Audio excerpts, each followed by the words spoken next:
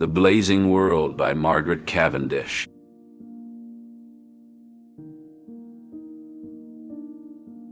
Arrival in the icy realm. The icy winds howled as the lone woman, her face pale but determined, stood on the deck of the battered ship. The frozen sea stretched endlessly, a desolate expanse of white that seemed to merge with the sky. Memories of her companions, vibrant and full of life, flashed before her eyes, their laughter, their shared dreams, all silenced by the relentless cold that now claimed her as the last survivor. As she gazed into the horizon, her thoughts were interrupted by a deep rumbling sound. Turning around, she saw them, creatures of immense size, covered in thick fur, walking upright like the bears of her homeland, yet with a strange intelligence in their eyes. "Who are you?" she asked, her voice barely above a whisper. The creatures responded with a series of growls and clicks, unintelligible yet somehow soothing. One of them stepped forward, extending a massive paw towards her. As their eyes met, a warm sensation filled her mind, a telepathic assurance of safety. "We mean no harm," the feeling conveyed, clear despite the absence of words. The woman hesitated, but then placed her hand in its paw, allowing the creature to lead her off the ship. They sunk the vessel, a grave for her fallen comrades, and carried her across the icy plains to their city, a marvel of engineering nestled within the heart of a glacier. In the city, she was met with curiosity and kindness. The bear-like denizens gathered around, their expressions gentle, their manners courteous. They took her to a spacious cave, offering her warmth and sustenance. Intricate carvings adorned the walls, depicting the history of their civilization, while the structures around her were built in harmonious geometric patterns, reflecting a society both unified and efficient. "Why have you brought me here?" she inquired as they sat around a fire that crackled with blue flames. "You are different, and our emperor must see all that as different," one of them replied, the words translated through a device that rendered their language into hers. Days passed, and the woman, through diligent study and the creature's patient teaching, began to grasp their language. She discovered that they had only one language and one ruler, a unity that brought peace to their lands. She marveled at the beauty of their architecture, the harmony of their society, and the richness of their world. The blue flames danced with an ethereal glow, a symbol of the creature's mastery over the elements, a fire that burned without consuming, providing warmth without destruction. Then came the day when they decided she must meet the emperor. They dressed her in garments woven from the softest furs and escorted her across rivers and islands, each more breathtaking than the last, until they reached paradise, the seat of the emperor. As she entered the grand hall, her heart raced with anticipation. The emperor sat on a throne carved from ice, his presence commanding yet benevolent. "You have journeyed far," he said, his voice resonating through the hall. "What do you seek in our world?" "I seek understanding," she replied, her voice steady. "I wish to learn from you, to see the world through your eyes." The emperor smiled, a gesture that transcended language. "Then learn you shall. From this day forth you shall be our empress, a bridge between our worlds."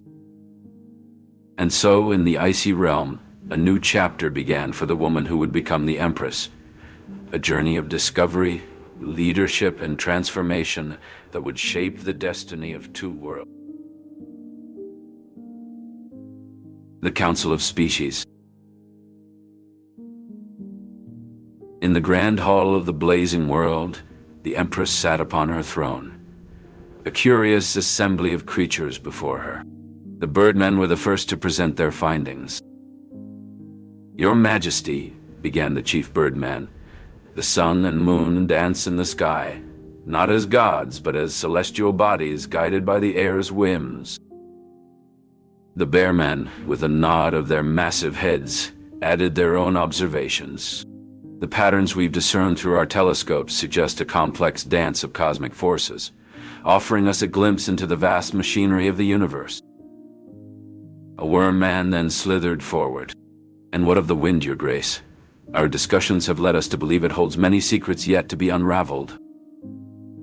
The Empress listened intently, her gaze steady and commanding.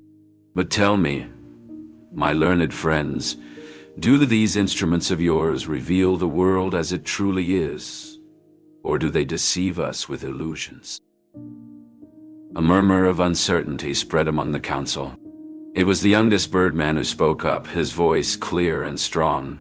Perhaps, Empress, it is not the tools that deceive, but our interpretation of their tales. The Empress nodded thoughtfully. Then let us seek knowledge not just through glass and metal, but by engaging with the world itself in our quest for understanding. And so the Council of Species, under the guidance of their wise Empress, embarked on a journey of discovery, seeking truths in the natural world that no telescope could ever reveal. Doubts among the stars. In the grand observatory of the blazing world, the Empress stood surrounded by her advisors, the birdmen, bearmen, and wormmen, each a scholar of their own kind. The air was thick with anticipation as they peered into the night sky. The Empress turned away from the telescope, her thoughts clear. These tools, she said, are but aids to our senses, and while they may offer different perspectives, it is our interpretation that must bring us closer to the truth. A bearman nodded in agreement, Your Majesty. Our eyes may differ, but it is through these differences that we gain a fuller understanding. The wormmen, voices tinged with reason, added, and what of the microscopes? They reveal worlds unseen, offering us glimpses into the marvels of the small and the great alike. The Empress, her gaze fixed on a dronefly buzzing near a window, acknowledged the value of their scientific tools. Let us use these instruments not as crutches, but as extensions of our own faculties to enhance our understanding of the cosmos. With a newfound resolve, the Empress and her advisors continued their observations and discussions, seeking to comprehend the vast and wondrous cosmos with the wisdom nature granted them. It was a journey of discovery guided by their own insights and the spirited debates among them as they sought to embrace the mysteries of their world. The stars, once distant and enigmatic, now became beacons of knowledge, guiding their quest for understanding. Chapels of stone. In the heart of the blazing world, the Empress stood with her council of wormmen and birdmen, embarking on a monumental task to build chapels dedicated to understanding and embodying the essence of nature. Empress, a birdman chirped, the starstone lies beyond the crystal mountains in the Cave of Whispers. The firestone, the Empress inquired. It rests within the earth, guarded by serpents of molten rivers, a wormman hissed. The Empress nodded. We begin. Our chapels will symbolize our collective soul, balancing fear and comfort. The wormmen unearthed the firestone, while the birdmen retrieved the starstone. The stones were united, the firestone's flames in harmony with the starstone's glow. See how the fire warms without consuming, and the light guides without blinding. This balance is our goal, a world where fear teaches and comfort strengthens, the Empress stated. The chapels were constructed, integrating the firestone and the starstone, symbols of caution and hope. Empress, a wormman whispered, the chapels are complete. Their first message? Let them speak of unity, the Empress declared. A world where all find solace and strength. These chapels stand as our commitment to a future built on goodness. Thus, the chapels stood as monuments to the Empress's vision, where the stones of earth and stars of sky united, conveying to all that fear and comfort are the guardians of our souls. Dialogues with the ethereal. In the ethereal halls of her crystal palace, the Empress sat cross-legged, her eyes closed as she summoned the spirits with a whisper that seemed to echo through dimensions. The air shimmered, and before her appeared the spirits, their forms like wisps of smoke, ever-changing and translucent. "Why do you call upon us, Empress of the blazing world?" asked the first spirit, its voice a gentle hum. The Empress opened her eyes, which reflected a universe of stars. "Spirits, share with me the essence of wisdom." The spirits floated closer, their forms swirling around each other. "Wisdom is the light that shines through the tapestry of knowledge, illuminating the threads of truth." "And what of universal knowledge? Can any being know all?" "There is but one," the spirits sang, "the Creator, who holds perfect knowledge. We are but fragments, holding pieces of a vast puzzle." The Empress considered their words. "You speak of life and motion. Are you alive, as we understand it?" "We move, thus we live," the spirits answered cryptically. "Life is motion, and motion is life." She then inquired about their influence. "You guide the forms of creation, yet do not craft as mortals do." "We are the whisperers of forms, the dancers of matter," they clarified.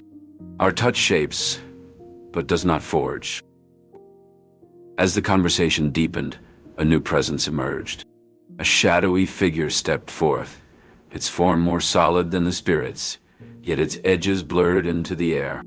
"I am the chronicler," it announced. "I record the dance of creation, the ebb and flow of wisdom." The Empress's gaze shifted to the chronicler. "What can you tell me of wisdom's path?" "Wisdom is the journey and the destination," the chronicler replied. "It is the understanding of the pattern and the anomaly." The spirits and the chronicler then joined in a harmonious discourse, revealing to the Empress the multifaceted nature of wisdom, a treasure more valuable than the jewels adorning her crown. The Duchess's intervention. In the heart of the blazing world, a new challenge arose for the Empress as a rival empire emerged from the shadows. The Obsidian Empire, ruled by the enigmatic Emperor Kael, sought to claim the power of a mysterious artifact known as the Ether Prism. This prism, said to hold the essence of the blazing world's creation, became the center of a brewing conflict. The Empress, recognizing the threat to her world, embarked on a diplomatic mission to the Obsidian court. There, she engaged in a tense council debate with Emperor Kael, each presenting their case with fervor. The Empress, drawing upon her personal growth and newfound wisdom, argued for the unity and protection of all realms within the blazing world. Amidst this political strife, the culture of the blazing world flourished. The Empress decreed a festival of lights to celebrate the harmony of her empire, where citizens from all corners of the world, including fishmen and birdmen, shared in the joyous festivities, showcasing their traditions and daily life. However, a subplot unfolded as whispers of the Empress's past began to surface.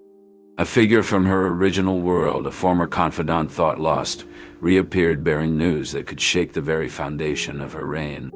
This revelation forced the Empress to confront her past decisions and the connections that still bound her to her original world. As the Empress navigated these complex waters, she remained steadfast in her commitment to her people and her original world, proving that her journey to power was not just a rise in status, but a testament to her enduring spirit and the unbreakable bonds of loyalty and friendship. The blazing world under her rule continued to be a beacon of hope and a testament to the Empress's unwavering dedication to peace and prosperity. Empress of War. The golden light of dawn crept over the horizon as the Empress stood on the deck of her flagship, the Leviathan. Her gaze surveyed the vast ocean that lay before her, steady and commanding. The air was thick with anticipation, and the silence was broken only by the distant call of the Birdmen scouts. "Your Majesty," said General Ursus, "a bear man of great stature and strength, the enemy navy has been sighted. They sail straight into our trap." The Empress nodded, her eyes fixed on the horizon. "Let them come," she replied. They know not the power they are about to face. Below the waves, the fishmen, bound by golden chains of loyalty to the Empress, readied themselves.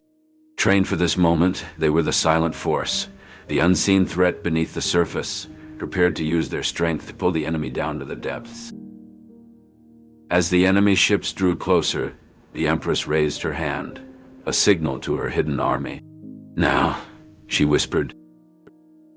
With a surge of power, the fishmen pulled, and the Leviathan, along with its fleet of golden ships, dove beneath the waves, leaving the enemy in disarray. "Fire the firestones," the Empress commanded. From the depths, the worm-men launched the stones that burned with an otherworldly flame, even in the wetness of the sea. These firestones, a creation of the alchemists of the blazing world, were designed to ignite upon contact with air, setting the enemy ships ablaze. The battle was a dance of destruction choreographed by the Empress herself. Her creatures of the deep moved with precision, their actions guided by her will. As the last of the enemy ships sank beneath the waves, a cheer erupted from the crew of the Leviathan. The Empress, however, remained contemplative, her thoughts on the lives lost and the sacrifices made. She turned to her subjects, ensuring their safety and well-being, for they were the true victors of this conflict. "We have won more than a battle today," she said at last. "We have won the right to shape our destiny. Let the world know that the seas belong to us, and let them fear the power of the blazing world." And with that, the Empress turned her ships homeward, the ocean's waves bowing to her command, the future hers to forge, and the cost of victory weighing heavily on her heart. Creation of worlds. In the grand hall of the blazing world, the Empress Margaret Newcastle stood before a portal. Around her, the curious faces of bear-men, bird-men, worm-men gathered, their whispers creating a symphony of anticipation. "Today," the Empress began, her voice steady and clear, "we embark on a journey not through space, but through the boundless realms of thought. For it is in our minds that we can forge worlds as easily as a blacksmith shapes iron." Margaret smiled warmly. "It will be a world of peace, where war is but a shadow of old tales, a place where all speak the same tongue and worship not through fear, but through love." The assembly nodded in approval, their belief in their Empress unwavering. With a gentle wave of her hand, Margaret turned to the portal, her thoughts already weaving the fabric of a new universe. "Let us begin," she declared, and with a step forward she entered the portal, her form dissolving into stardust. Behind her, the portal pulsed with life, a testament to the power of imagination and the enduring spirit of the Empress who dared to dream of worlds beyond her own.